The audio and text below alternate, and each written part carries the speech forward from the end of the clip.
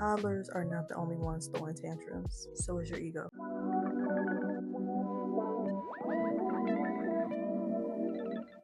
In the last video, I talked about ego loops, and in this video, we're going to talk about ego tantrums, or at least that's what I call them. The ego hates change because it's wired to keep you in familiar patterns, even if these patterns aren't beneficial. It'll throw fear, doubt, procrastination, or random tiredness the second you start upgrading. It's kind of like your ego's version or way of saying, nah, let's stay over here where it's safe, even if safe means sad or staying stuck where you're at. So an example of that is when I started to show up for myself fully, I would start to feel tired, not like regular, oh, I'm tired, like I mean exhaustion, like no energy whatsoever, like immediately, like I need to take a nap, like right now type of tired. And if that didn't happen, I would procrastinate like one more video and then I'll do what I'm supposed to do, or I would tell myself, let me just do this other thing real quick and then I'll do it. Sound familiar? And I noticed that these were all distractions keeping me from doing all of the things that I know that I really needed to focus on and get done. That's your ego clinging on to the familiar old story.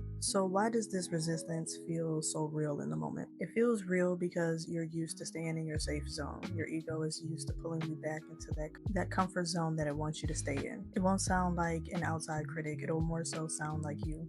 It'll sound like you're too tired, skip today, do it tomorrow, this won't work anyways, it's gonna take too long. So how do we handle these ego tantrums?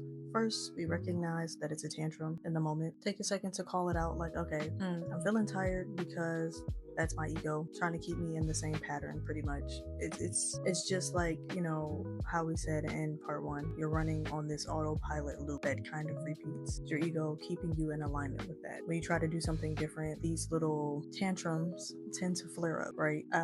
They're like little resistance blockages that come up and try to pull you back into the old pattern or the old habit. So when you notice these tantrums, it's kind of like the same thing from part one. You do an aligned action to anchor you in the new habit or in the new identity. It could be one rep, it could be writing one thing down, or just one step in the direction that you want to go in. Basically, this is just proving to your nervous system that this new identity is real and that you actually take action.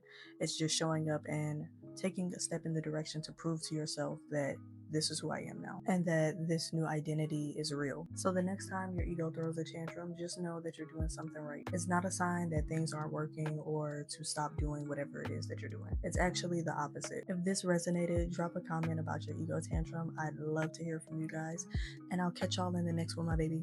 Bye.